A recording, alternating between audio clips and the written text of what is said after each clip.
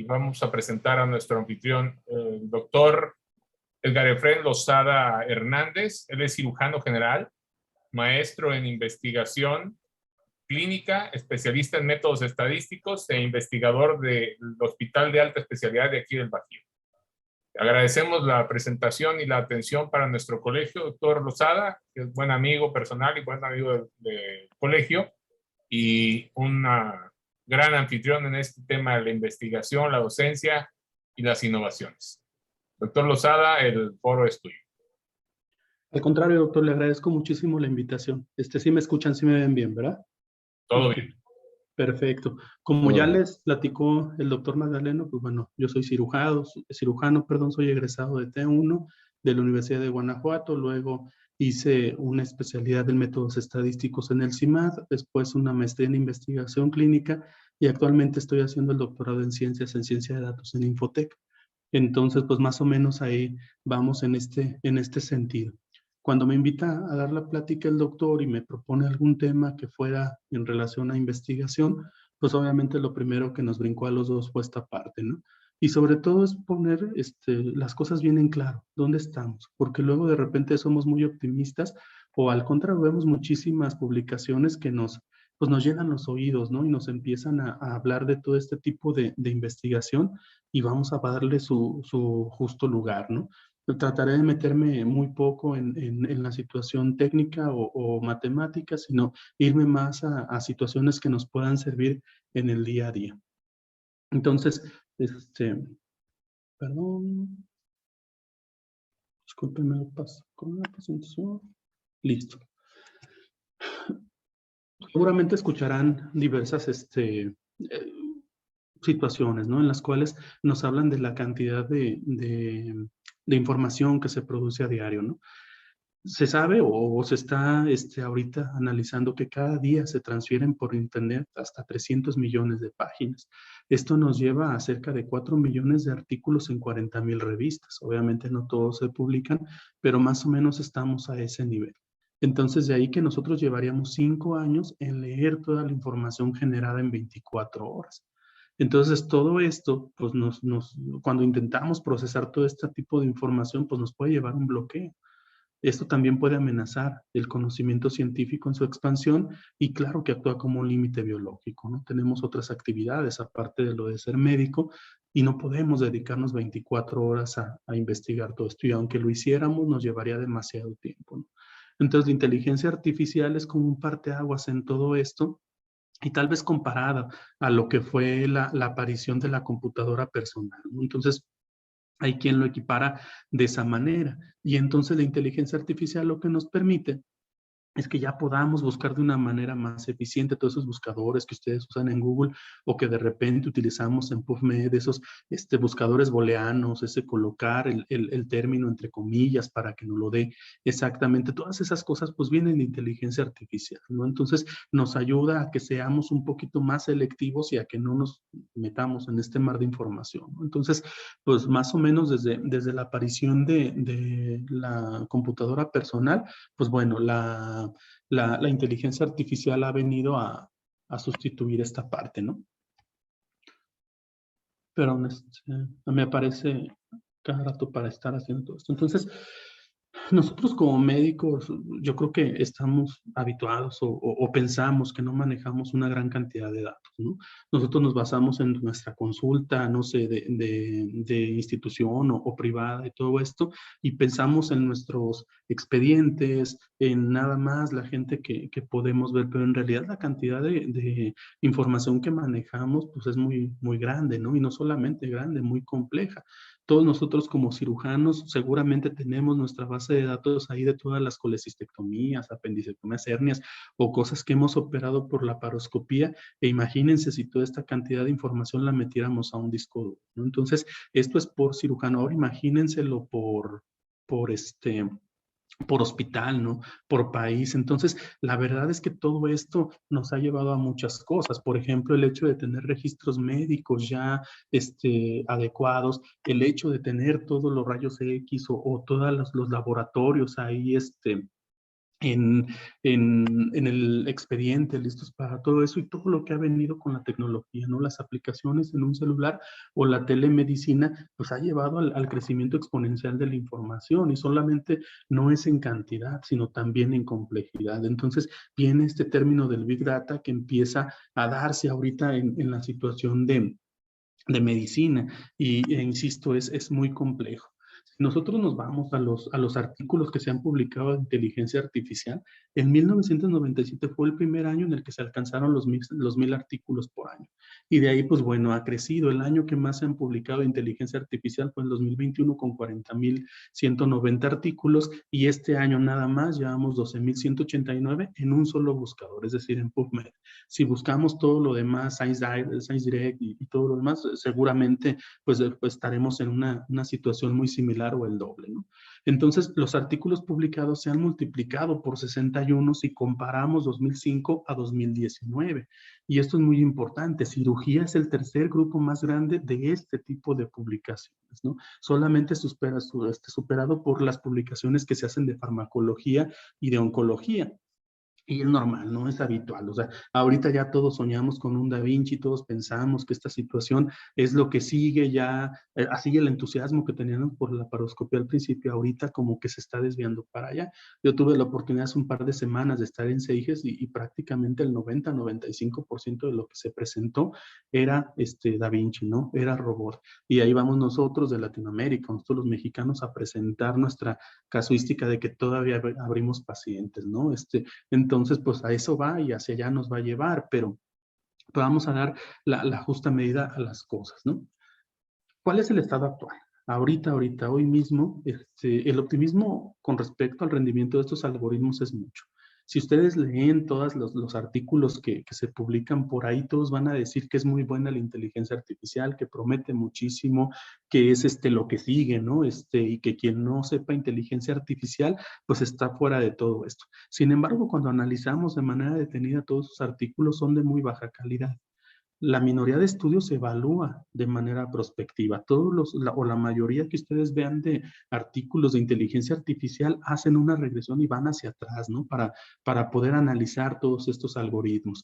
Entonces, en muy pocos hay alguna forma de hacer una validación prospectiva. La metodología de estudio varía muchísimo y muchas veces no se reporta. Entonces, no sabes cómo fue que llegaron a esos resultados y están incompletos, ¿no? Los estándares. En general, hay un checklist que debemos de cumplir en este tipo de artículos y la mayoría de los artículos no lo tiene. Y en esta revisión que hizo Sinchenko, él reportaba que el 72% de los artículos que se dedican a inteligencia artificial tienen un alto riesgo de sesgo, ¿no? Entonces, supone que esto a nosotros como cirujanos, el Big Data y cosas de este tipo, nos ayudaría a tomar mejores decisiones y pareciera ser que al menos por el momento no. No sé si en algún momento llegará a pasar, pero al menos por el momento no. Entonces, ¿cómo evaluar? Yo creo que lo principal es capacitarnos en cómo comprender y cómo interpretar resultados. Entonces, el objetivo ahorita que yo voy a tener en la sesión es revisar algunos conceptos fundamentales de metodología, algunas métricas, las limitaciones que pudiéramos tener en este tipo de artículos y qué barreras tenemos para implementar clínicamente los algoritmos, ¿no? Entonces, más que nada, en eso va dirigida la plática. Yo cada que platico con mis residentes o que platico con ustedes en sesiones, yo les he dicho que hay dos tipos de cirujanos siempre. Los que producen la ciencia y los que la consumen. No está mal consumir ciencia. Lo malo es no consumir ni producir, ¿no? Y sí hay algunos cirujanos que así están, pero no es malo, no es, me refiero a que si no quieres investigar o no te gusta la investigación, no es malo. Adelante. Todos tenemos preferencias y todo, pero sí tienes que saber interpretar y de alguna manera hacer uso del material que estás consumiendo, ¿no? Entonces, estos son algunos de los objetivos que vamos a tratar en la sesión. ¿Por qué la aplicación en cirugía o por qué ahorita con nosotros? Pues obviamente porque nos ayuda muchísimo al diagnóstico, también al pronóstico, nos ayuda a tomar decisiones clínicas y planear una cirugía, también es útil en educación e investigación, y no solamente educación para pacientes, sino también para los médicos en formación, y obviamente nos ayuda de manera intraoperatoria, ¿no? Ya habíamos mencionado la situación del robot Da Vinci y cómo ha tenido tanto impacto, y tal vez cuando nosotros hablamos de inteligencia artificial volteamos hacia allá luego. Pero ahorita vamos a ver que, bueno, la inteligencia artificial tiene muchísimas cosas por ahí. ¿Qué es la inteligencia artificial? Es bien difícil de definir. Así como es difícil definir la inteligencia humana, así también de difícil es tratar de definir la inteligencia artificial. Nosotros en la inteligencia humana ahorita se están manejando teorías de las 8 inteligencias, ¿no? De cómo tenemos 8 formas de ser inteligentes, y en una o mayor situación se presenta en alguna de las personas. Entonces es muy difícil. Pero básicamente el concepto es que la inteligencia artificial es hacer que una máquina o que un programa o que una aplicación sea más inteligente que el humano.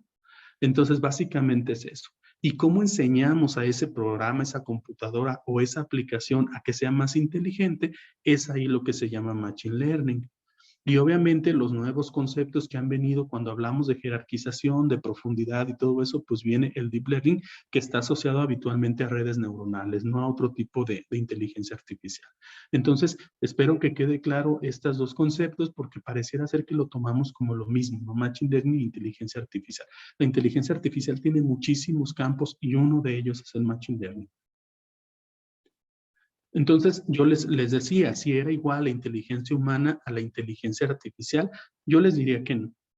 La AlphaZero, que es la computadora que mejor sabe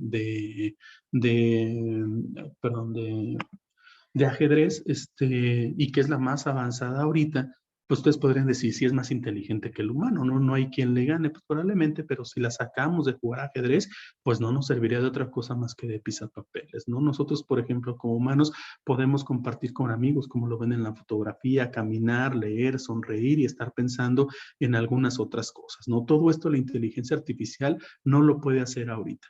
Nosotros la inteligencia artificial la dividimos en débil y la dividimos en fuerte. Entonces, la débil es cuando realizan una tarea específica, y el ejemplo clásico pues es Amazon, Alexa, Siri, Google, todos estos que tenemos por ahí, ¿no? Aunque digamos que es muy inteligente dentro de la clasificación de la inteligencia artificial, es débil, y tenemos la parte fuerte, ¿no? Que tienen diferentes variedades de dominios o hacen diferentes problemas. Y esto lo pongo con una X porque hasta el momento no hay ningún ejemplo de esto. No existe la inteligencia artificial fuerte todavía. Ustedes dirán, sí hay robots, sí hay todo eso, pero no utilizan inteligencia artificial.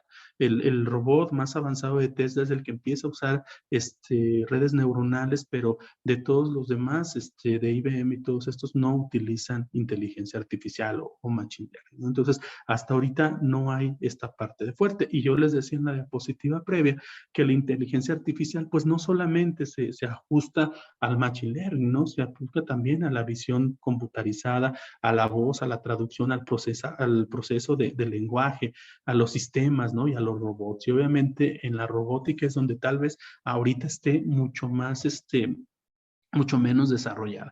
Yo sé que crecimos con la situación de repente de Hollywood, ¿no? De ver humanoides con sentimientos, todo eso, pero esto no pasa. Ahorita no estamos en esa situación. Entonces, más o menos en esa situación está la inteligencia artificial en nuestros días. Ahora, yo les dije bien claro, nosotros tenemos una inteligencia artificial, y la inteligencia artificial es hacer que algo sea más inteligente que el humano, ¿no? ¿Y cómo le vamos a enseñar a que sea más inteligente? Pues es el Machine Learning. Y el Machine Learning tiene varias divisiones, ¿no? El aprendizaje supervisado, que es lo que vemos aquí como la regresión y la clasificación. La clasificación es vivo o muerto, sano o no sano, cosas así. Y la regresión es cuando hablamos de una variable cuantitativa, es decir, un número. Y también tenemos algo que se llama aprendizaje no supervisado. Obviamente, la situación humana es lo que lo que está en uno de los otros, ¿no? Es decir, nosotros le decimos al programa qué es lo que queremos que interprete y en el aprendizaje no supervisado pues no pasa, ¿no? Y bueno, tenemos el aprendizaje por reforzamiento, que es donde el robot empieza a aprender por ahí, dejas a un robot y le indicas que camine y se cae y se levanta y se cae y se levanta y así va aprendiendo, ¿no? Este tipo de reforzamiento y de aprendizaje de éxito y error. Y bueno, el deep learning, que es exclusivo de las redes neuronales en el reconocimiento de imágenes y todo eso. Entonces, estas son las formas en las que nosotros le enseñamos a una máquina a pensar.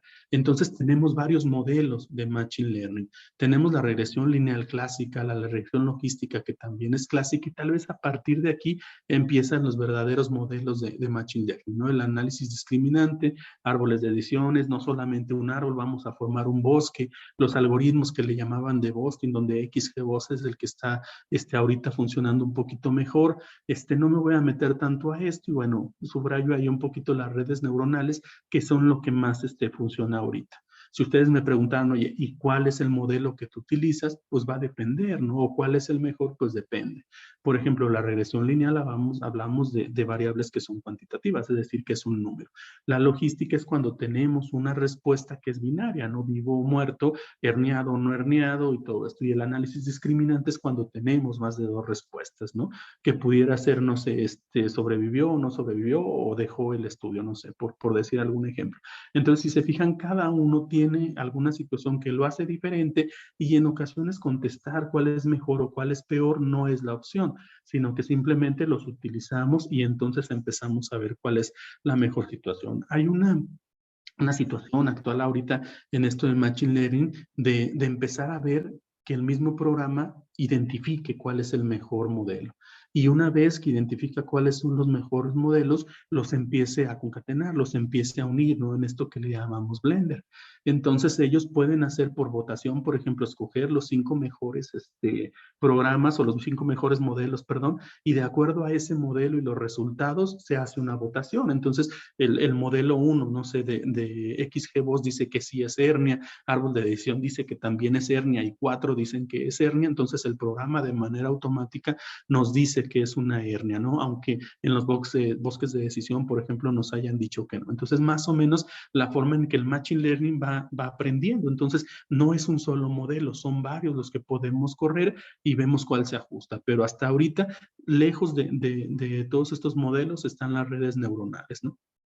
Entonces, para nosotros es fundamental tener una base de datos y un dataset.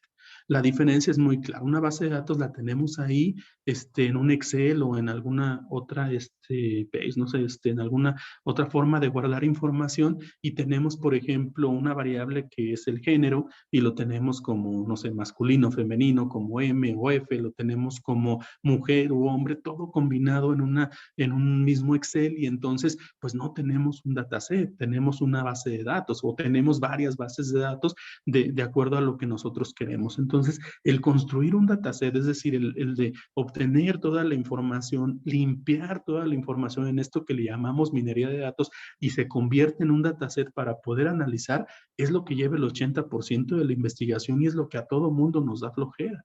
Porque cuando tenemos un dataset es muy fácil y es muy padre meterte y estar en Python y estar sacando cosas, pero en realidad obtener información y llenar toda esta base de datos para convertirla en un dataset es lo que nos cuesta trabajo. Y es muy importante que la información sea clara. Es muy claro, nosotros los que sabemos un poquito de estadística decimos, basura entra, basura sale, ¿no? No hay un programa que te ayude a hacer que esto cambie, ¿no? Entonces, nosotros debemos de alimentar de una buena manera nuestro dataset en esto que le llamamos el proceso de minería de datos, ¿no? Donde muestreamos, seleccionamos, limpiamos los datos, los transformamos, por ejemplo, a unas dimensiones diferentes, ¿no? Si mujer es 0, hombre es 1, todas esas cosas que empezamos a hacer y empezamos a modelar, a identificar patrones y a entender un poquito cómo se va a visualizar nuestros datos. Y obviamente, pues siempre tenemos que tener en cuenta cómo podemos hacer nosotros pues que todo esto tenga una validez, ¿no? La validez interna nos las da el propio estudio, y cómo ese estudio se puede repetir en otros lados, en otro país o en otra base de datos, es lo que nos da la validez externa, ¿no? Y entonces nosotros podemos tener ahí sesgo, ¿no? Por ejemplo, el melanoma, si lo identificamos solamente en pacientes con piel blanca, pues tal vez esa forma del machine learning de identificar esto no sea el mismo en pacientes con piel oscura, ¿no? Si nosotros empezamos a hacer un modelo para evaluar la sobrevida en la terapia intensiva en pacientes desarrollados, pues tal vez no sea lo mismo que hacemos acá, ¿no? Entonces, yo creo que esa validez externa es lo importante que debemos de buscar también. Entonces, nosotros cuando tenemos un dataset, siempre lo dividimos en dos, en lo que va a ser el entrenamiento y el testeo. Y luego ya después tenemos otra parte que es la validación. Entonces, nosotros en el ajuste que hacemos a todo esto, nosotros tenemos nuestro dataset y lo partimos en cómo vamos a entrenar nuestra base, nuestro modelo, y cómo lo vamos a de alguna manera comprobar, ¿no? O a probar. Entonces, hay dos formas: dividir la base de datos en 80 o en 20 o en 70 o en 30, ya dependerá de cómo ustedes lo vean y de la cantidad de pacientes que tengan, y entonces empezamos a entrenar nuestro modelo. Lo entrenamos, hacemos algunos ajustes que se llama hiperparametrización en esta parte. Y entonces tenemos un modelo ya maduro, y entonces lo que empezamos a hacer es algo que se llama validación cruzada. Es decir, empezamos a hacer folders de varios pacientes, 5 o 6, la muestra la partimos y empezamos a validar una contra la otra, ¿no? Hasta que resulte el modelo ya bien ajustado, bien planeado y todo eso, y luego ya nos vamos a la parte del testeo, que es la validación interna, y bueno, obviamente tiene que ser muy parecido, ¿no? Con la muestra que nosotros tomamos para examinar nuestra base de datos ya entrenada. Y después nos vamos a testear otra vez, pero sobre un dataset diferente. Es lo que se llama la validación externa. Y es aquí cuando empezábamos a platicar de lo que era la inteligencia artificial, y les decía que no todos los estudios tienen esto. Es cuando nosotros tenemos que empezar a ver de manera prospectiva qué es lo que pasa con nuestro modelo, ¿no? Si yo en mi modelo voy a predecir, no sé, apendicitis, por ejemplo, pues entonces ya tengo que estarlo viendo sobre la tomografía para ver si de veras mi modelo es tan competente como la tomografía. Y ahorita no estamos en eso. Hasta ahorita muy pocos estudios por ahí, yo les diría, que tienen esta situación de estar haciendo esta validez externa. Entonces, entramos a lo que es la red neuronal. Voy a explicar muy rapidito en un par de diapositivas de qué se trata, ¿no? Es básicamente, somos médicos, todos sabemos lo que tiene una neurona, sabemos que tiene una parte de entrada y una de salida con la que se comunica con las otras neuronas, y es el principio básico, ¿no? Entonces tenemos información de entrada, que es todo lo que tenemos acá, todas las variables que nosotros pudiéramos agregarle a nuestro modelo, y entonces viene una función de entrenamiento. De esto les voy a hablar en un ratito. Se entrena, se obtiene un modelo y tenemos una salida, ¿no? Esta, digamos que es una neurona simple. El problema viene cuando tenemos todo esto, ¿no? Cuando tenemos que enlazar varias neuronas, y todo esto que le llamamos caja negra, a esta parte, pues no sabemos cómo funciona. Ahorita les voy a explicar cuál es el problema con todo esto. Entonces, ¿cómo funciona una neurona? Imagínense que nosotros tenemos todos estos valores, ¿no? El valor de una variable, pues nosotros le damos diferente peso y movemos este peso para que nos vaya haciendo. Entonces, una suma ponderada, es decir, el valor 1 por el peso que nosotros le demos, lo sumamos al valor 2 y así, ¿no? Hasta que nos da una línea en donde podemos, de alguna manera, pronosticar la Y, ¿no? Que es lo que hacemos también cuando hacemos regresión. Entonces, una suma ponderada en la cual nosotros podemos estar moviendo esto. Y entre más ancha es esta línea, pues mayor peso tiene. Entonces, imagínense que nosotros terminamos haciendo todo esto y terminamos haciendo una regresión lineal, ¿no? Cuando nosotros tenemos una regresión lineal, tenemos esto que se llama intercepto, y es donde la línea se coloca en el eje de las Y, ¿no? Y entonces de ahí empieza a partir nuestra línea para tratar de dividir los datos en que sí son o no son, ¿no? En este caso, o en los casos de las redes neuronales, es un poquito diferente, y ahorita les voy a explicar por qué. El sesgo ahorita lo explico. Entonces, nosotros tenemos esta parte, ¿sí? Nosotros queremos comparar, por ejemplo, déjenme mover esta parte para para que puedan ver. Nosotros queremos comparar, perdón, hay algo en el chat. Perdón, disculpen, me distrajo. Entonces, nosotros tenemos esta tabla en el cual nosotros queremos hacer que coincida la escala de Alvarado con la tomografía para diagnosticar apendicitis, ¿no? Entonces, para nosotros va a ser muy bueno que coincidan tanto el Alvarado como la tomografía. Puede ser que solo sea la tomografía, puede ser que solo sea el Alvarado o puede ser que ninguna. Son como que nuestras opciones que tenemos, ¿no? Entonces, formamos una tabla tetracórica. Entonces, aquí tenemos dos opciones y dos problemas que han tenido las redes neuronales. Uno, que nosotros efectivamente podamos diagnosticar bien, que es este caso, ¿no? Que es este caso. Entonces nosotros tenemos en donde la tomografía y el Alvarado coinciden de manera adecuada y los otros tres no. A este problema en redes neuronales se le llama ANT. Entonces, si se fijan, nosotros podemos colocar una línea y separamos los que sí tienen apendicitis de los que no. Entonces, es muy claro. Y esto es una red neuronal, ¿va? Entonces, es sencillo. Otro de los problemas que se han presentado con esto es lo contrario, ¿no? Que los tres nos digan que sí y que uno solo nos diga que no. Pasa exactamente lo mismo. Entonces, es AND y es OR. Entonces, nosotros tenemos las tres respuestas positivas y una no, y también con una línea lo podemos separar sin ningún problema. Entonces, aquí una red neuronal nos ayudaría muchísimo para poderlo hacer. Pero esto se empieza a poner un poquito más complejo cuando tenemos este problema que se llama short, ¿no? En realidad, nosotros tenemos uno que es negativo, otro que es negativo y este que sí es y que sí es, ¿no? Entonces, si nosotros quisiéramos separarlo con una sola línea, no podríamos, porque quedarían ceros y quedarían unos por acá. Si yo muevo a donde mueva la línea, no podría. Entonces, si se fijan, esta tampoco podríamos separarlos por acá.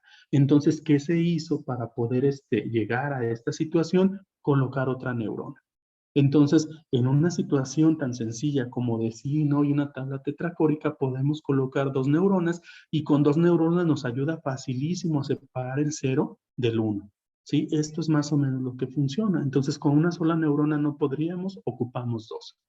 Entonces, más o menos eso es lo que les quiero explicar de acuerdo a cómo está la neurona. La neurona tiene una capa de entrada, una capa oculta que hace todos los manejos y todo esto, y una capa de salida que es la que terminamos nosotros viendo. Y esa capa nosotros la podemos ocupar de dos maneras, ¿no? O la podemos acomodar de dos maneras. La podemos acomodar en la misma capa de entrada y entonces tendríamos este tipo de neurona, o al contrario, la podemos utilizar en una y en otra capa. Es decir, que nos llegue la información a la primera neurona y de acuerdo a lo que localice la primera neurona, se vaya a la segunda. Y esto se llama aprendizaje secuencial o jerarquizado y es lo que nos da el deep learning. Aquí podríamos tener, esto es muy sencillo, pero podríamos tener 30 neuronas de este lado y eso es lo que nosotros le llamamos el aprendizaje jerarquizado, ¿va? Y en este no, en este tenemos dos neuronas, sí es cierto, pero cada neurona recibe la misma información, se nutren y terminan haciendo una misma capa de salida. Pero hasta ahorita no es lo mejor.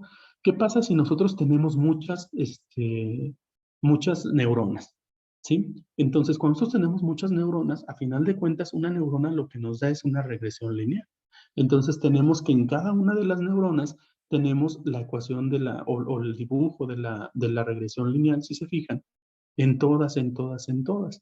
Pero esto matemáticamente no se puede porque el sistema va a llegar a colapsar. Es decir, nosotros sabemos que una regresión lineal más una regresión lineal más una regresión lineal nos va a dar una regresión lineal bien grandota.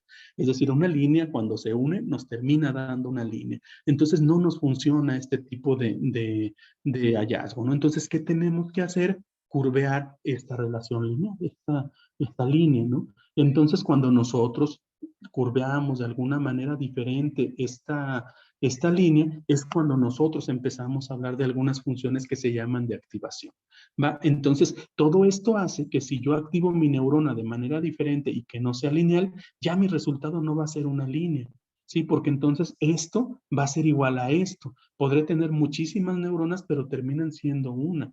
Entonces, por esta parte. Entonces, cuando tenemos una función de activación diferente, nos hace que esto ya no termine siendo una regresión lineal. Entonces nosotros tenemos 4 funciones de activación. No me voy a meter en tantas broncas, ya nada más les voy a decir que es una que se llama escalonada, es decir, cambia de manera abrupta, otra que se llama sigmoide, que va de 0 a 1, otra que se llama tangencial, que va de -1 a 1, y otra que se llama relú, de acuerdo a cómo vaya, ¿no? Rectificación lineal, ¿no? Entonces, ¿para qué nos sirve esto o por qué les explico esto? Porque hay problemas muy complejos que no podemos hacer con una regresión lineal. Nosotros tenemos, de manera natural, así lo pensamos. Si yo les dijera cómo fue que llegaron a ser médicos, ustedes dicen, entré a la primaria y luego me fui a la secundaria y luego así, luego así, luego así. Y seguramente no pasó así. Seguramente si se ponen a analizar con más detalle dirán, sí, estuve en esta secundaria, pero luego nos cambiamos de colonia, pero luego hicimos tal cosa. Pero entonces nosotros tenemos o tendemos a pensar de una manera lineal. Entonces, esa relación no lineal que no tienen muchas de las variables, no siempre puede haber una relación lineal, es lo que evalúan todos este tipo de aprendizajes, ¿no? Entonces, imagínense esta imagen. ¿Cómo podría yo separar con una línea los círculos de las cruces? Es imposible. Es imposible, no podría utilizar ninguna de estas fracciones de activación o funciones de activación para poderlos separar. Entonces, estos problemas tan complejos son los que nos resuelven las redes neuronales. Esto, visto en tercera dimensión, es una sigmoide. Esto es una tangencial y esto es un reloj, ¿va? Es como si esta parte que está acostadita la volteáramos para poderla ver en tercera dimensión. Entonces nosotros empezamos a usar muchas funciones sigmoideas o muchas funciones de activación sigmoidea y las empezamos a unir. Y vean cómo se hace una caparazón o digamos con un círculo en medio. Entonces, esto nos resuelve el problema que teníamos aquí, ¿no? Entonces, al juntar muchas funciones sigmoideas, nos permite que podamos separar ahora sí los círculos de las cruces. Y esto es lo que nos ha dado esta parte, ¿no? Entonces, cuando juntamos muchas funciones de activación sigmoidea, nos resuelve todo este problema. Y de alguna manera este problema tan complejo que ni soñando pudiéramos hacer con una regresión lineal, lo podríamos resolver. Este es el problema que tenemos cuando ahorita seguimos utilizando regresión lineal. Si ustedes se fijan, la mayoría de los artículos que tratan de hablar de alguna forma de pronosticar, utilizan regresión múltiple o logística o lo que quieran, pero termina siendo esto, ¿no? Entonces, las redes neuronales lo que nos ayudan a ver este tipo de asociaciones que son no lineales. Por eso han tenido tanto éxito, pero no fue así. En 1986, que se considera la parte inicial de todo esto de las redes neuronales, esto funcionaba muy bien para una sola neurona. Y todo este armatoste, pues era el que nos calculaba esta neurona, ¿no? Obviamente ya las computadoras han avanzado tanto que ya no es. Entonces, esta parte que se llamaba la teoría del perceptrón nos ayudó a entender cómo se comunicaba una neurona con lo otro. Pero empezamos a ver que esto no funcionaba para redes más complejas. Entonces, al ver que no funcionaba, empezó a decaer, pues el ánimo, el invertir en este tipo de estudios, y entonces viene algo que le llaman el invierno de la inteligencia artificial, ¿no? Que duró más o menos 15 años hasta que se publica un algoritmo que se llama backpropagation, ¿no? Un algoritmo de aprendizaje autoajustable.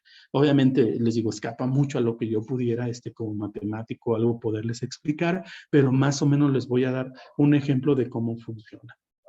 Estos 3 hombres fueron los que publicaron este algoritmo que es propagación hacia atrás, ¿no? Entonces, ellos cuando publican este estudio nos empiezan a enseñar cuáles son los errores que tiene la red neuronal. Antes, con la teoría del perceptrón, tendríamos que ir de este lado a este lado a este lado y ver todas las salidas. Imagínense todas las salidas que tendríamos que evaluar para poder ver dónde está el error en nuestra neurona.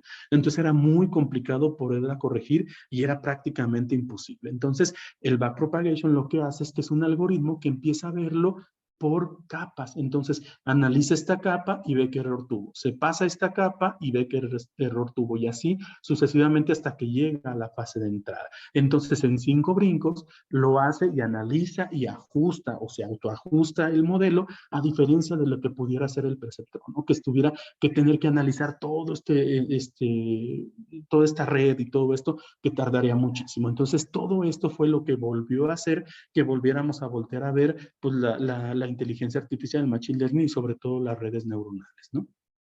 Entonces, empezamos a ver ahorita ya muchos artículos que dicen que la inteligencia artificial, pues bueno, ya se compara, ¿no?, con los médicos. En este artículo de JAMA Dermatology empiezan a ver esto, ¿no? 130,000 imágenes clínicas, hacen un modelo de redes neuronales y ellos publican que pudieron diferenciar nevos benignos de melanoma maligno con igual precisión que lo hicieron 21 dermatólogos, ¿no? Entonces empiezan a decir que, bueno, esto nos va a sustituir, esto pudiera funcionar. Empezamos a ver, por ejemplo, en colonoscopía para ver y diferenciar pólipos que pudieran ser cancerosos o no y tomar decisiones en ese momento. También Machine Learning para clasificar los pacientes que van a sobrevivir o no van a sobrevivir en cáncer de colon.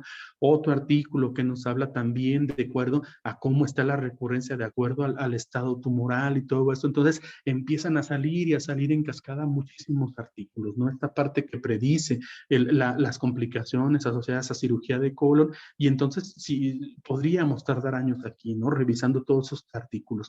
Pero en realidad el problema con el Machine Learning y con la inteligencia artificial es la interpretación.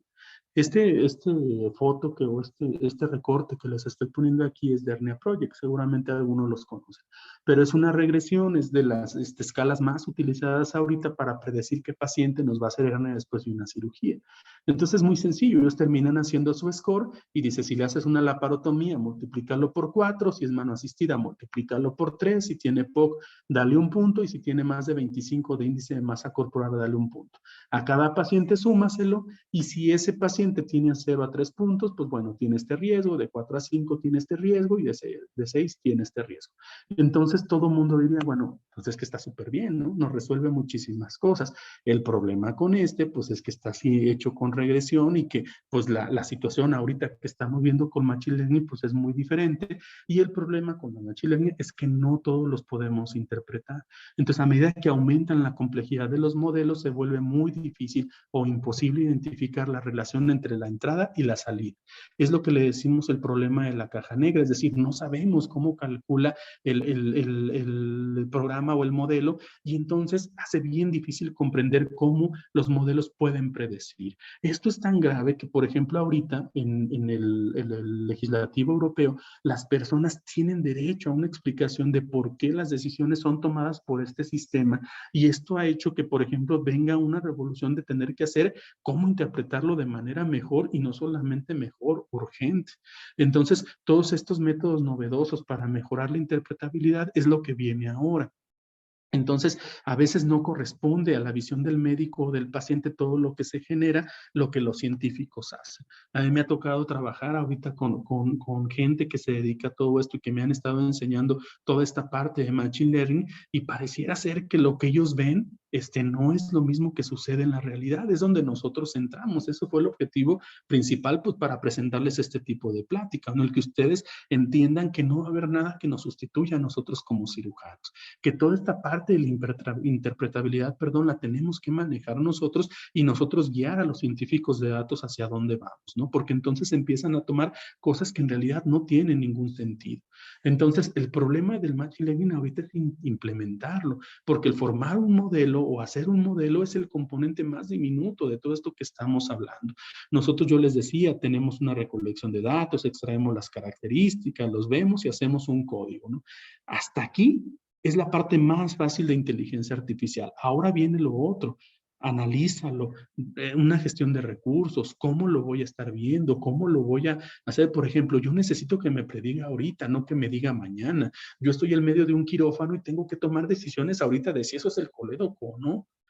No me puedo esperar 30 minutos o un día después para poder recibir la información y me digan, ¿sabes qué si era el colédoco? Pues sí, pues ya gracias, ¿no? ¿Con qué frecuencia tengo que actualizar estos modelos? ¿Cuál será la demanda de las predicciones? ¿De qué tamaño de datos estamos hablando? ¿Qué tipos de algoritmo vamos a utilizar? Entonces, todo esto hace que el Machine Learning actualmente sea muy difícil.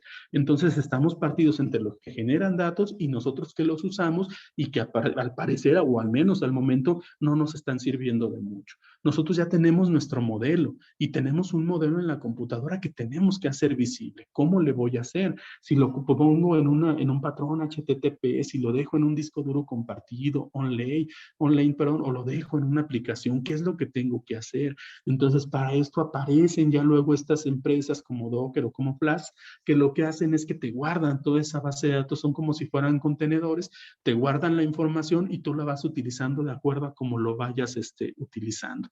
Tiene sus pros y sus contras utilizar cada una, pero esta es la parte fundamental. Yo estoy trabajando un modelo para poder identificar a pacientes que pudieran tener o no tener hernia, y resulta que, ok, tengo mi modelo, ya lo hice, ya utilicé algo que se llama PyCaret, ya hicimos todo este Blender que ya les platiqué de estar enlazando modelos, pero entonces ahora hazlo visible, ahora que alguien lo utilice, y ese es el problema que tiene ahorita. Entonces, los primeros éxitos en la aplicación de inteligencia artificial, pues obviamente en la aplicación de tareas de atención médica han generado muchísimas cosas optimistas en los periódicos, ¿no? Yo creo que en los periódicos mucho más que en las revistas médicas serias, ¿no? Ustedes saben que pues así funciona, ¿no? Dan una imagen de, no sé, una molécula que pudiera curar el cáncer y aparecen en los periódicos que ya se va a curar, ¿no? Cuando apenas se está desarrollando.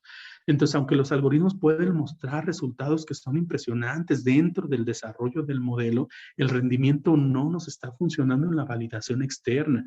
Entonces, idealmente no tenemos un ensayo controlado y aleatorizado que lo comparemos con el estándar de oro. Yo les decía hace ratito, ¿qué pasa si ya tengo mi modelo para diagnosticar apendicitis, pero no lo he comparado con la tomografía? Podrá quedar muy bien, pero yo no sé si en realidad esté funcionando. Entonces, es la parte que nos interesa, el hacer visibles los modelos y el compararlo con los estándares de oro. Entonces, obviamente, el desempeño humano contra la inteligencia artificial es lo que están haciendo ahorita, y entonces, todos los estudios en este metaanálisis nos muestran que 38% de los estudios discutieron el requisito de estudios prospectivos. Solamente el 38% terminan diciendo, oye, mi modelo sí sirve, pero espérate, falta que lo hagas con un estudio prospectivo y que lo compares con el estándar de oro. Y 9% de los estudios, nada más 9%, terminaron o de alguna manera concluyeron que podrían implementarse en la práctica clínica. ¿Sí? A pesar de que les faltan pruebas utilizados en datos del mundo real y todo eso, el 9% llegan a esto. Entonces, si se fijan estos números, pues nos hace caer en cuenta de que tal vez no sea ahorita el tiempo para voltear a ver estos artículos y tomar decisiones en base a ellos, ¿no? ¿Qué métricas de evaluación tengo yo? Las métricas de informes varían entre los estudios dependiendo del tipo de modelo, si voy a hacer una regresión o una clasificación. No me meto en problema, yo sé que muchos de los que me están escuchando no son, no tienen una maestría o algo en estadística para poder entender todo esto, pero cuando hablamos de regresión hablamos de un R cuadrado, pero cuando hablamos de clasificación, es decir, vivo, muerto, si hernia, no hernia, lo que ustedes quieran, hablamos como en los métodos diagnósticos, porque a final de cuentas no deja de ser un método diagnóstico, ¿no? Y entonces empezamos a hablar aquí de sensibilidad, especificidad, valor predictivo positivo y negativo. Entonces, los estudios de Machine Learning lo que utilizan son métricas informáticas, pero es muy sencillo. La predicción equivale a la sensibilidad, el recall equivale al valor predictivo positivo, y hay un número que se llama el F1, que lo que hace es unir la predicción y el recall, es decir, la sensibilidad y el valor predictivo positivo para darnos un número único. Obviamente este F1, mientras más se acerque al 1, pues es la mejor, digamos, el modelo mejor, ¿no? Hasta ahorita no hay alguno que se acerque a eso, por varias situaciones, pero es el F1 lo que debemos de buscar. Y el otro, pues es el área bajo la curva, ¿no? Nosotros sabemos que el área bajo la curva ideal es el que está arriba del punto 8 y que, por ejemplo, un área bajo la curva en su intervalo de confianza, pues no puede tocar el punto 5 porque es prácticamente como echar un volado, ¿no? Entonces, utilizamos estas métricas informáticas. Empiezan a salir estudios en los cuales te dicen, ¿sabes qué? Ok, vas a hacer un modelo, lo tienes que colocar así y tiene que llevar todo eso, tanto en tu etapa de desarrollo o tu etapa de validación. Si tu estudio es solamente de desarrollo, ok, vas a poner esto, pero si es de desarrollo y validación, vas a poner esto. Entonces, nos empiezan a marcar todos estos 22 ítems que debe de que cumplir un estudio y que nosotros tenemos que empezar con un checklist a ver todos los estudios que se publiquen si en realidad cumplen con eso o no. En este metaanálisis que les había presentado, vean cómo estamos. En realidad, pues no estamos tan bien. La parte importante en la introducción y todo eso y los objetivos, pues digamos que vamos bien, ¿no? Más del 75% lo muestra. ¿De dónde obtuvieron los datos? Pues también. Pero ya cuando empezamos a hablar de la metodología, ahí nos estamos quedando cortos, nuestra adherencia es casi del 50%. Y más cuando hablamos del modelo, vean la construcción del modelo, muy pocos. ¿Qué utilizaron para medir? También muy pocos. Los datos, el desarrollo del modelo, qué ajustes le hicieron, todo eso, pues es prácticamente nulo. Entonces este metaanálisis debe de ser como una fotografía de dónde estamos ahorita. En todos los ensayos clínicos se pide que todo esto esté al 100% si quieres publicar en una revista seria. Entonces, este metaanálisis es muy importante porque nos empieza a decir o a dar una fotografía de cómo en realidad están los métodos de esto en la actualidad. Ya casi para terminar les voy a platicar de estos dos estudios. Uno es para predecir la dehiscencia de la pared abdominal después de una cirugía de urgencia. Aquí ven 93,000 pacientes y ellos lo hacen bien, ¿no? Dicen de 2011 al 2016, 70,000 pacientes van a ser de entrenamiento. Y de 2017 al 2018, es decir, 23,000, va a ser la validación. Y entonces empiezan a hacer todo este trabajo y nos reportan ellos un área bajo la curva de 0.69 en este modelo. Es muy bajo. No nos sirve, pues, para poder predecir todo esto, ¿no? Tal vez explicado porque, bueno, la incidencia de la evisceración, pues es del 1.9%. Entonces, cuando tú comparas un 1.9 contra un 98, pues esto no está bien, ¿no? Entonces, hay algoritmos para poder balancear esto, es decir, que este 1.9 se convierta en el 90 y tantos que nos falta, o este baje, o se suban los dos, ¿no? Entonces, este balanceo de grupos que es tan importante se empiezan a hacer con algoritmos como el SMODE o el algoritmo ROX y que nos ayudan muchísimo a que todos estos mejoren, ¿no? Ahora, el modelo final, pues te lo publican, ¿no? Y te dicen, mira, ve aquí a esta parte y aquí tienes el modelo, ¿no? Entonces esto yo lo hice de una manera que obviamente no es real, nos empiezan a decir cómo estamos, les doy calificaciones y nos dicen, así estamos, ¿no? Y tu paciente, el riesgo que tiene de hacer el es del 5.8. Esta parte es la que nos falta, pero en estudios bien hechos, ¿no? Y luego el uso de inteligencia artificial con redes neuronales para predecir, pues, los outcomes después de, o los resultados después de la reparación de una hernia inguinal. Y vean, es muy similar, es casi igual la red neuronal a la regresión logística en estos casos, ¿no? Después de analizar 49,500 pacientes. La ventaja, pues, que tiene la red neuronal es que va a seguir aprendiendo cuando más pacientes le metamos o cuando más variables metamos, ¿no? Que esa sería la ventaja. Al menos ellos concluyen que, bueno, mi modelo es igual que la regresión logística, ¿no? Entonces, al menos en eso, pero es muy bajo también. Entonces, ahorita estamos en eso. El objetivo de la clase era hablar de presentes y futuros, ¿no? Entonces, la habilidad humana y la habilidad de la inteligencia artificial siempre se van a comparar. Y obviamente la habilidad humana es menos, no todos, o no somos todólogos, ¿no? Entonces, la habilidad de la inteligencia artificial, pues ahí está. Pero imagínense que nosotros pudiéramos tener esto, ¿no? Un análisis de texto. Imagínense que ahorita en su hospital, en donde se formaron o si ya están retirados, donde ustedes quieran, digamos, el general, T1 y todo eso, agarraran todos los archivos, todos los expedientes y todos los pudieran escanear y los hicieran un texto, ¿no? Y entonces organizaran y le enseñaran a su algoritmo que cada que dijera hernia incisional, por ejemplo, se detuviera y buscara estas características. Todo eso lo puede hacer. Entonces, el análisis de texto, el análisis de imagen, la decisión, el tomar decisiones en base a esto que nos ayude también en la medicina basada en evidencias, el pronóstico, y todo esto es muy importante. La inteligencia artificial tiene esta diferencia con nosotros. Nosotros empezamos a ver, este paciente me late que va a tener tal cosa, ¿no? Y entonces empezamos a ver porque nosotros tuvimos algún paciente con las mismas características y tomamos decisiones a veces en eso. La inteligencia artificial empieza a definir patrones. Entonces, claro que todo esto nos va a llegar, claro que todo esto va a ser muy bueno, pero tal vez no ahorita. Entonces, ¿va a transformar el sistema de salud? Sí, yo creo que sí. Entonces, va a tener que cumplir con el algoritmo de la 6D, de la reacción en cadena del progreso tecnológico, que se llama, ¿no? Digitalizar, es decir, todo lo que esté en papel o en todo eso, digitalizarlo. Al principio, como es ahora, nos va a causar un poquito de zozobra decir tal vez no funcione, pero llegará un momento en que sea disruptivo. ¿Qué estamos esperando para que sea disruptivo? Es decir, que avance a gran escala esto. Tal vez el desarrollo de las computadoras cuánticas que ya van a analizar tres variables, el 0, el 1 y el indeterminado, todo esto lo potencializa como no tienen una idea y permitan que el Big Data y el Machine Learning nos hagan tener esto que se llama cerebro médico global, ¿no? Que es hacia donde va, pues todos estos esfuerzos de tener toda esta parte. Obviamente, al hacerlo digital, al hacerlo ya no físico, pues obviamente que los va a desmaterializar y se va a perder el valor, ¿no? Me refiero al valor económico. Y entonces vamos a tener que todo el mundo va a poder ingresar a todas estas partes, ¿no? Y nos va a formar esto que se llama cerebro médico global. Entonces, ya para terminar, nuestro papel como cirujanos ahorita no está amenazado por la inteligencia artificial, pero sí yo creo que nuestro papel es encargarnos de proporcionar el contexto, es decir, darle la información adecuada para que se interpreten las decisiones y las recomendaciones de la inteligencia artificial, supervisando los algoritmos que nos den. Entonces, nuestra experiencia y nuestra intuición va a seguir siendo crítica. Nuestras habilidades de juicio no lo tiene ninguna computadora y eso nos va a ayudar muchísimo. Tenemos que estar involucrados desde el principio para garantizar la confianza en los sistemas y limitar el efecto de la caja negra, ¿no? Y es imperativo, pues, que dotemos de conocimiento o nos llenemos de conocimiento frente a todo esto. Insisto, los cirujanos no vamos a ser sustituidos por máquinas, pero ojo, puede ser sustituido por otro profesional con formación en el uso de estos algoritmos, ¿no?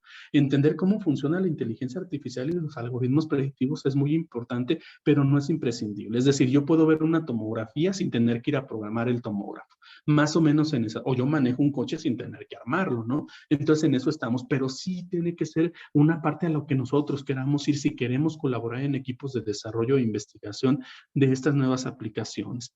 Si ustedes me preguntaran, ¿qué me recomiendas para iniciarme en esto de la inteligencia artificial? Lo primero es estadística y luego aprender un poco de Python. Python es el lenguaje de programación mundial, no hay otra cosa. Todo lo que tenga que ver con inteligencia artificial pasa por ahí. Está R y están otros programas que son un poquito más complejos, pero Python es totalmente accesible. Yo les recomendaría, si tienen a sus hijos, métanlos a un curso de esto, les enseñan a hacer muchísimas cosas, a construir sus juguetes, a hacer cosas con esta parte y son de acceso libre. Entonces, que ellos empiecen a crecer con todo este gen y yo creo que los estudiantes que se están formando ahorita, pues la universidad tiene la obligación de irlos dirigiendo hacia este lado. Yo soy profesor de la Universidad de Guanajuato en algunos módulos y yo veo que todo esto no está dentro del programa académico de la universidad, ¿no? En nuestros residentes tampoco está. Entonces, ¿qué va a pasar después, ¿no? Con este tipo de a sus preguntas. Voy a dejar de compartir. Estoy agradecido con la presentación, doctor Lozada. Por favor, a todos los compañeros, sería importante saber su opinión. Podemos abrir los las cámaras, quien guste, con todo gusto, para estar abiertos, ningún problema, todos podemos participar. Mientras prendemos la plática, me gustaría hacerte alguna pregunta. Sí, Víctor. Hola, muy buenas noches, doctor Magdaleno, doctor Lozada, excelente plática. No sé, yo creo firmemente en la inteligencia artificial. Hay una situación que se llama la singularidad tecnológica.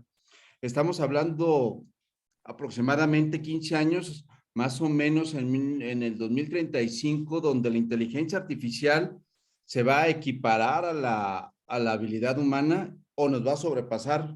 Estamos hablando que son 15 a 20 años, más o menos, dependiendo de la evolución de la tecnología. Creo que, como lo acaba de mencionar al final, es muy importante que las nuevas generaciones estén en contacto con esta situación, porque eso es el futuro de nuestros hijos, a lo mejor de los nietos, pero va a llegar un momento en que la inteligencia artificial va a ser básica. Hay programas en los cuales el cerebro humano lo quieren como catapultar, tener como una memoria externa, como una nube. Eso también se está tratando de hacer con la situación del cerebro humano, pero creo que la inteligencia artificial va a llegar un momento que nos va a alcanzar y nos va a rebasar, eso es un hecho. Y tenemos no tenerle miedo, más bien dicho, comprenderla. Muchísimas gracias por su plática. Yo creo que, mire, tenemos que perderle el miedo. No va a llegar un momento en que un robot nos sustituya. Yo creo que para entonces va a estar tan desarrollada la biología y la robótica que tal vez hagamos simbiosis. Yo creo que va a ser por ahí. Yo, preocuparme por si esto ahorita en este momento es como preocuparse por la sobrepoblación en Marte, por ejemplo. O sea, todavía ni llegamos y ya estamos preocupados por si de repente esta parte nos vaya a sustituir como humanos. Yo creo que, o sea, sí nos van a superar, sí va a haber una situación en determinadas cosas, pero no creo que estemos en una situación en la que tengamos que preocuparnos por esas partes que de repente las películas sacan o algunos libros de ciencia ficción. Siempre la ciencia ficción va más adelante que todos nosotros en estas cosas, porque así es la imaginación, porque así somos, pero ahorita uno que está metido en esto y que ve la parte real de esta cosa, no sé, yo no sería tan optimista en que en 20 años pudiéramos desarrollar toda esta parte. No lo sé, igual me equivoco, no lo sé. Lozada, hay una pregunta, no sé si el doctor Alfonso Sánchez quiere hacer personalmente la pregunta o quiere que la hagamos. Sí, me pregunta acerca de si hay un tamaño de muestra. Sí, sí lo hay. El tamaño de muestra se calcula en base a lo que nosotros queremos hacer de modelos predictivos binarios. Por ahí hay un artículo, si les interesa, se los mando para que puedan ver cómo se calcula. Las fórmulas son muy sencillas y pues bueno, ya el tamaño de muestra se calcula en base a si solamente queremos hacer validación o si solamente queremos desarrollar el modelo. Pero sí, sí hay un tamaño de muestra. ¿Alguna pregunta como para tratar de aprender en forma práctica esto? ¿Consideras que la inteligencia artificial en un sistema de administración de salud pública, por poner un ejemplo, se puede llevar a cabo una mejor planeación quirúrgica o incluso un servicio de urgencias más ad hoc, donde lleguemos a tener, no sé, la contratación, las horas pico, etcétera? Es que esto todo va dirigido hacia allá. Nosotros tenemos algoritmos en los cuales podemos predecir si el paciente va a tener una complicación o no, y eso es precisamente lo que nos va a ayudar a tomar decisiones de compro cierto material o no. Entonces creo que sí. Y la otra parte fundamental que no se toma en cuenta en otros lados es, por ejemplo, la voz del paciente. Ahorita, por ejemplo, usted le puede pedir al paciente que haga una encuesta o que conteste una encuesta de voz y esa voz se hace texto y ese texto se puede empezar a analizar y entonces el paciente empieza a tomar voz. Y en ninguno de los artículos, por ejemplo, tiene esta parte, es decir, yo te voy a tratar de esta manera y qué bueno que ya no se hernió, qué bueno que ya no hizo tal cosa, pero ¿y cómo le fue? A final de cuentas medimos cosas que nosotros los médicos nos interesa, pero tal vez al paciente no está a gusto con eso. Tal vez la supermalla que le puse no lo deja respirar de manera adecuada y sí, para mí está bien que no tenga hernia, pero él ¿qué opina? Entonces, esa parte, toda esta situación de lenguaje, de interpretación del lenguaje y de texto y de todo eso, es lo que va a hacer que estemos de los dos lados, ¿no? En calidad y en todo eso. Sí, doctor Cisneros, te veo como inquieto, con ganas de preguntar. ¿Quieres hacer algún comentario? Ahora eres adivino. Mira, yo sinceramente le doy gracias a Dios de haber sobrevivido todos estos años con 2 neuronas, sin una red neuronal. Una para operar y otra para cobrar. A mí en lo particular, la estadística no me entra ni a balazos. Y ya estoy viejo como para querer reprogramar mi chip cerebral. Yo creo que el doctor Edgar Lozada es un fuera de serie porque tiene la capacidad para hacerlo. Pero yo quisiera saber cuántos adeptos tiene entre sus residentes, a cuántos realmente les gusta o simplemente lo tienen que acompañar porque están en la residencia. A los cirujanos, por tradición, nos repatea. Lo que queremos es sangre y queremos operar. No queremos hacer estadísticas ni nos gusta. Bueno, a la mayoría. Entonces, yo lo felicito porque es una gran plática y todo, pero ¿qué nos llevamos de práctico ahorita? Como dice él, estamos como preocupándonos por la sobrepoblación en Marte cuando todavía no ha llegado 2 personas allá. Acá igual, pero bueno, pues es el futuro y no hay que sustraerse a él. Ojalá que Dios nos dé licencia de ver esto algún día, si es que llegamos, porque ya estamos en el ocaso.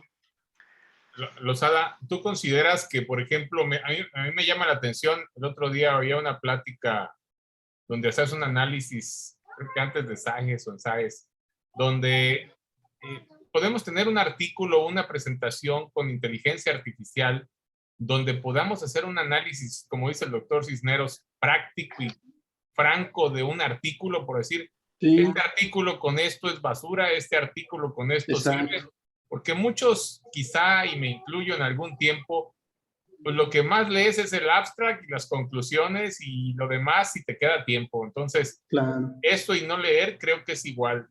Si se fija, cuando empecé la plática, a eso me refería, Claro. a la cantidad de artículos que se producen al día y de todo eso. Y obviamente estamos en el camino de poder, este checklist tan sencillo que se hace con las reglas de la consort o con lo que sea, se pueden hacer sin ningún problema. Entonces, se puede hacer eso, se pueden analizar, o sea, la red, leer por nosotros esos artículos y decirme, ¿sabes qué? Te escogí estos 10 que te pueden interesar. Y claro que se puede, vaya, Amazon lo hace Google, usted meta su edad, meta sus cosas que de repente ponga su carita y conviertas en ratón, todo lo que hacen por ahí y todas las preferencias que usted tiene en música, todos esos algoritmos se hacen. Entonces es muy sencillo. Llegará un momento en que se tenga que aplicar todo eso y si por ejemplo a mí me interesa solamente hernia incisional, no me hables de otra cosa, pues obviamente va a empezar a buscarlos por ahí y le va a empezar a decir, ¿sabes qué? Te escogí 100 artículos en todo el año que te van a gustar, ¿no? Y esa parte pues es la importante. Y te agradezco muchísimo al doctor Cisneros sus comentarios. Gracias, doc. Sí, mire, en relación a lo que usted me platica de los residentes, son cosas que trato de hacer con ellos, doc. Trato de enseñarles, trato de estar con ellos, de que sepan cómo se ve un buen artículo. Y bueno, eso de buen también tiene sus asegúnes, ¿no? Como dicen de repente. Pero sí les enseño a que evalúen la información, a que sepan y todo esto. Créame que no los obligo a que estén acá. Afortunadamente me siguen y de repente podemos platicar, pero el hecho de que, por ejemplo, no se conectara alguno no quiere decir que mañana lo voy a dejar castigado o algo así, no, para nada. Es con la pura intención de crecer. Y yo creo que, pues, ellos tienen que seguir mi ejemplo, ¿no? Yo veo que los animo a publicar, los meto en mis protocolos, estoy con ellos llenando base de datos y todo eso, y pues trato de enseñarles lo mucho o lo poco que sé. Entonces, sí, tiene razón. Yo creo que el problema es que crecimos sin eso. Y es lo que yo terminé diciéndoles ahorita. En las facultades no hay programas para programación y no hay programas para estadística. En la misma UNAM tampoco lo hay. Entonces, pues vamos a seguir produciendo cirujanos que no van a saber nada de esto y entonces por eso nos comen el mandado. Por eso en otros lados vamos y no nos creen las cosas. Yo voy a Estados Unidos, presento algo y no me creen, dicen, no es cierto, ¿no? Cuando yo digo, oye, Small Bytes tiene estas situaciones, tampoco me creen. Entonces, pues yo creo que es la situación que tenemos que empezar ahorita. Y yo creo que nos va a ayudar muchísimo. Nos va a hacer la vida más fácil, va a ver. Y yo creo que sí le va a tocar, doctor Cisneros. Pues ojalá, aunque sea para saber que ya llegó. Porque Sí, ya, claro que sí, doctor. ¿Alguien más quiere hacer alguna pregunta? pregunta? Lo que nos queda de vida. ¿Alguien más quiere hacer alguna pregunta de los compañeros? Gracias por la presencia. Fue un foro amplio. Estuvimos más de 33 personas conectados. ¿Cuál sería una plataforma adecuada para poder tener una base de datos adecuada? Porque todos hemos llegado a Google Documentos, hemos abierto nuestra hoja de Excel, pero luego nos quedamos a medias cuando hace 10, 15 años utilizábamos el Works, que ya ni existe. ¿Tú qué sugerirías? ¿Cómo empezar una base de datos? Porque se empieza con la primera. Y si no, hacer 10 carpetas o 100 expedientes nos da más flojera. Es que sabe lo que es bien difícil tener una base de datos ideal. Por ejemplo, nosotros en nuestro hospital tenemos un sistema electrónico en el expediente, pero ese expediente electrónico sirve para cosas administrativas. Si usted quiere hacer investigación de eso, clínicamente no le sirve para nada.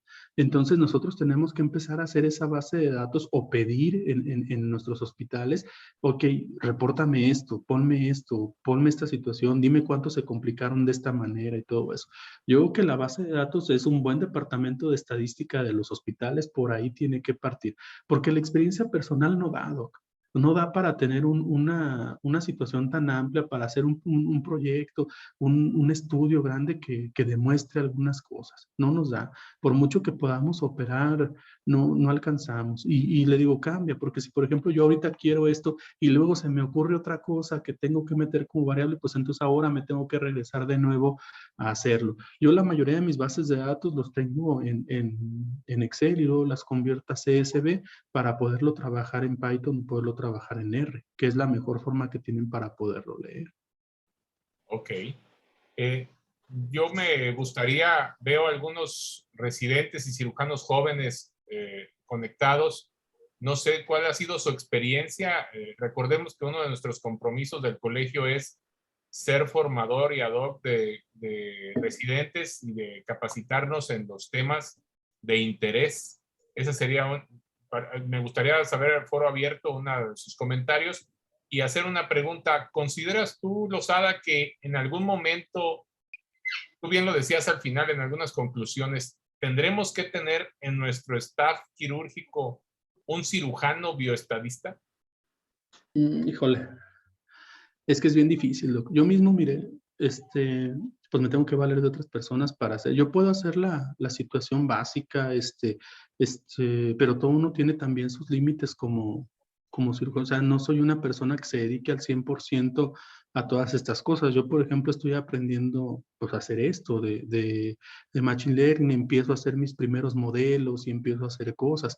Pero sí tenemos que tener una persona que se dedique, un científico de datos que se dedique a esto y nosotros poderlo orientar.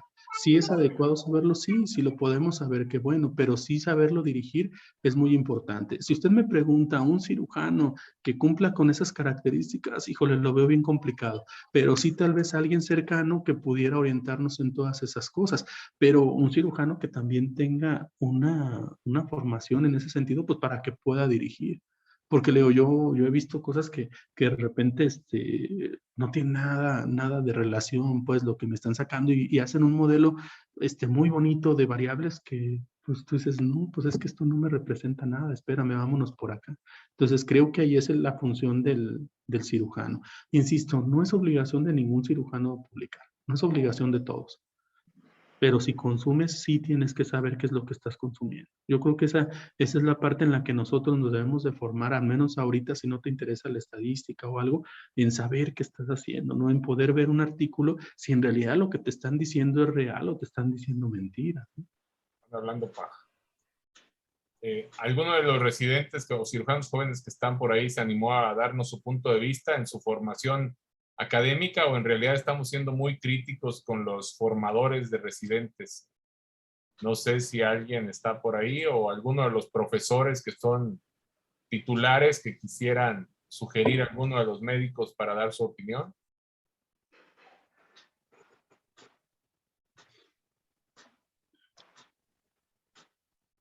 Bueno, si no me atrevo yo, doctor Bernardo Álvarez está... Aquí levantaron la mano, A doctor. ver, adelante, ¿quién levantó la mano? Y abra, si gustas abrir tu cámara o solo el micrófono, con todo gusto. Buenas noches, Miguel, ¿cómo estás? Hola, Francisco, ¿cómo estás? Martínez, ¿cómo andas? Bien, bien, gracias. Edgar, un saludo y un abrazo. Es un placer haber escuchado tu plática. En realidad, coincido en muchas cosas con Edgar. La realidad es que la inteligencia artificial no nos va a sustituir. Podrá sustituir a aquellos médicos quienes no adopten la inteligencia artificial. Sin embargo, creo que de las especialidades que menos posibilidad hay de que sustituya es al cirujano. En realidad, creo, como Edgar, que hay muchas fallas o deficiencias y falta que los programas de las residencias incluyan este tipo de temas, porque la realidad es que no lo tenemos. Dentro de los programas, nosotros tenemos la posibilidad de adaptarlas a las necesidades que consideramos que nos faltan. Y una de ellas es esto, hablar un poco de estadística, hablar de inteligencia artificial, hablar de tecnología en cirugía. Hemos tratado en estos últimos años de irlo implementando poco a poco. Una de las cosas que espero es contar con un equipo que me apoye o que nos apoye para esto. Me preguntabas acerca de un cirujano que sepa bioestadística. Pues la realidad creo que el que más sabe aquí en el estado es Edgar, y creo que es el único que sabe de bioestadística. Por supuesto saben de estadística, hay maestros en investigación, pero sin duda creo que Edgar es el que en este aspecto sabe más, al menos en cuestión de cirugía, ¿sí? O como cirujano. Entonces, tener un cirujano así es difícil, pero sí podemos adoptar un equipo, tener un equipo que cuente con gente externa que nos pudiera apoyar en ese sentido. ¿Sí? Gracias, doctor. Gracias a ti, Edgar.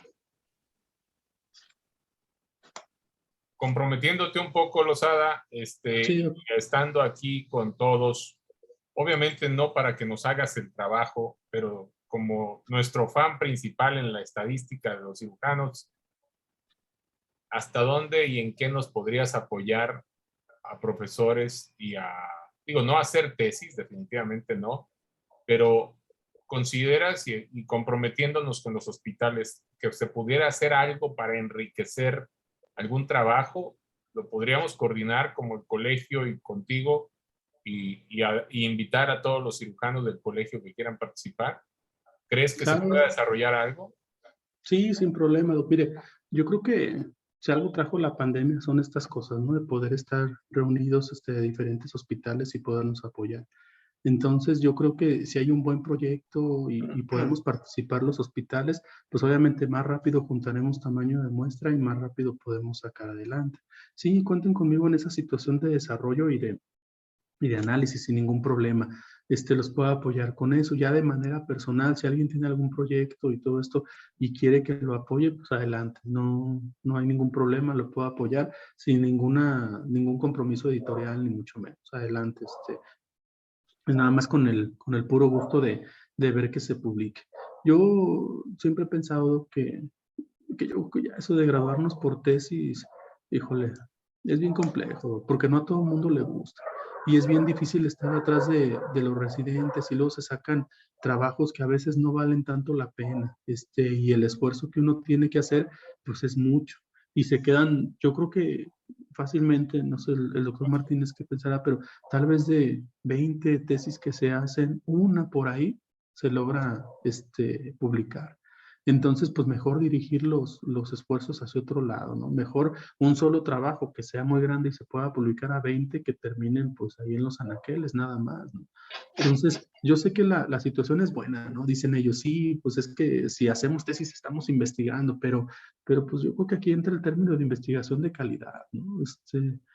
Pero es algo que yo no voy a poder cambiar, pues así lo tienen, pero regresando a lo que usted me decía adelante, lo que necesiten, pues ahora sí que ustedes plantéenmelo, no me llega a la cabeza algo que les pueda decir para comprometerme, pero con todo gusto, si alguien quiere un curso personalizado, pues vaya, no me cuesta nada enseñarle un poquito de estadística, pues para eso el conocimiento, para compartirlo. Muy bien. Pues gracias a todos. ¿Alguien tiene algún último comentario? Si quisieran hacerlo, por favor, abran el micrófono o levanten la mano. Y si no, pues para agradecerle al doctor Losada su excelente participación. A ver, veo una mano levantada. Si se puede presentar y decir quién es. Sí, Miguel, soy yo otra vez. Perdón. Ajá. Contestando otra vez, bueno, contestando lo que menciona Edgar, la realidad es que sí, las tesis creo que no es una adecuada manera de graduarnos. Sí, por supuesto, es una introducción a la investigación, eso es definitivo. Y hay quienes quizá de ahí parten para poder adentrarse un poquito más a lo que es estadística y metodología de investigación. Sin embargo, no es la mejor opción. Actualmente la Asociación Mexicana de Cirugía está haciendo un proyecto mediante los profesores y académicos para tratar de integrar o de hacer otro plan de estudios diferente al de la universidad, en el cual uno de los temas es precisamente que podamos ver algo de estadística, de metodología durante la residencia. E incluso lo ideal es que nosotros cuando salgamos de una especialidad podamos salir también con una maestría en investigación. Eso sería lo ideal. Por supuesto que falta mucho para lograrlo, pero creo que es un camino que podemos ir haciendo poco a poco. En relación a los artículos, la verdad es que nosotros publicamos muy poco. Hemos empezado, ¿qué te puedo decir? Los últimos 2-3 años a empezar a publicar, pero es muy poco realmente para lo que deberíamos de hacer. Pero creo que es un camino que tenemos que ir construyendo poco a poco, con el apoyo, por supuesto, de todos los profesores, de todos los involucrados, pero es algo que debemos de hacer. Debemos de seguir realmente tu ejemplo, porque es la realidad. Nos has dado un ejemplo a muchos de nosotros de cómo hacer que nuestro saber cotidiano de cirugía lo podamos plasmar en una publicación. La verdad es que yo sí te reconozco eso. Soy, como dice Miguel, un fan tuyo de la estadística y de la cirugía. Gracias, doctor, por sus palabras. Pues agradecido por la participación. El colegio te haremos llegar una participación de reconocimiento de esta presentación y pues agradecemos el apoyo que nos puedas dar y ya sabes que eres bienvenido en esta tu casa. Agradecido a todos. Gracias, los invitamos a estar pendientes de nuestra próxima sesión. Habrá una sesión a fin de mes, manejo de fístulas enteroatmosféricas, por el doctor Miguel Rivera, el autor de la técnica del condón de Rivera, que les haremos llegar a la brevedad para su inscripción. Gracias y hasta luego. Gracias a todos. Hasta luego. Gracias, felicidades, Edgar. Espero no haber Gracias, sido doctor. muy... Un fuerte abrazo.